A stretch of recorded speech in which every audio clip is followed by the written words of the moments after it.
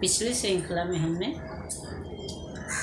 राधा कृष्ण राम सीता और माता पार्वती के बारे में विचार किया। अब हम असीम अव्यक्त सत्ता जो ईश्वर हैं अब उनके बारे में या भगवान के बारे में हरि विष्णु कहिए, शंकर कहिए, ब्रह्मा कहिए या अव्यक्त सत्ता कहिए, उस अव्यक्त असीम सत्ता के बारे में जानेंगे या विचार करेंगे, जिनको हम देखते तो नहीं हैं, महसूस करते हैं और जो प्रकृति के कण कण में समाये हुए हैं। वो हमको मूर्त रूप में दिखाई तो नहीं देते हैं, लेकिन उनका अनुभव हम सर्वत्र करते हैं। और उनके बारे में कवि कहता है, सात समंद की मसी करी, लेखनी बन बन राय, धरती सब कागज करी, हरिगुण लिखा न जाई। यानी कि भगवान का जो गुण है, जो उनकी विशिष्टता है, उनकी जो दया है, प्रेम है, करुणा है, वह उसका वर्णन हम नहीं कर सकते हैं।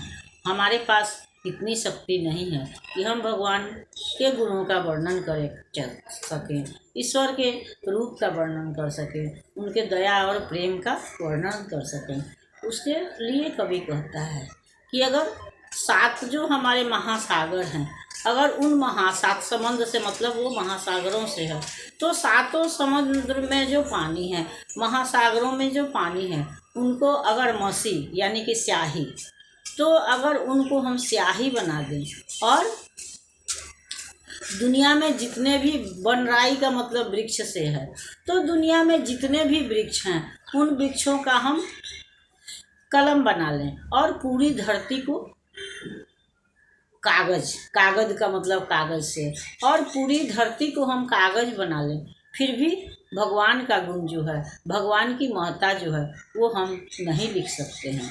यहाँ हम कह सकते हैं या हम जानते हैं कि आज तो हमको न स्याही की आवश्यकता है, न लेखनी की आवश्यकता है, लेकिन प्रारंभ में लिखने के लिए हम लेखनी और स्याही का प्रयोग करते थे, और कवि उसी का वर्णन कर रहा है, उसी समय का है। इसलिए वह यह कह रहा है कि अगर हम सातों समुद्र के जल को स्याही बना दें, दुनिया में जितने पेड़ पौधे वृक्ष जो हैं उनकी कलम बना दें और पूरी धरती को कागज बना दें, तो भी हम भगवान के गुणों का वर्णन नहीं कर सकते, उनकी महिमा का, उनके महत्व का बखान नहीं कर सकते। कहने का मतलब जो है, और इसीलिए हम ईश्वर को असीम और अव्यक्त कहते हैं। अव्यक्त का मतलब है कि जिसको हम व्यक्त नहीं कर सकते हैं, असीम का मतलब है कि जिसको हम सीमा में नहीं बांध सकते हैं। तो वही बात है कि ईश्वर की महत्ता इतनी अधिक है कि उसको हम शब्दों में व्यक्त नहीं कर सकते हैं। हम अपनी शक्ति के आधार पर या अपनी समझ के आधार पर उनके गुणों का कुछ कुछ वर्णन तो हम करते हैं, कुछ बताते हैं, बोलते हैं, लेकिन उनके संपूर्ण स्वरूप का, संपूर्ण सत्ता का, संपूर्ण महत्व का वर्णन हम नहीं कर सकते।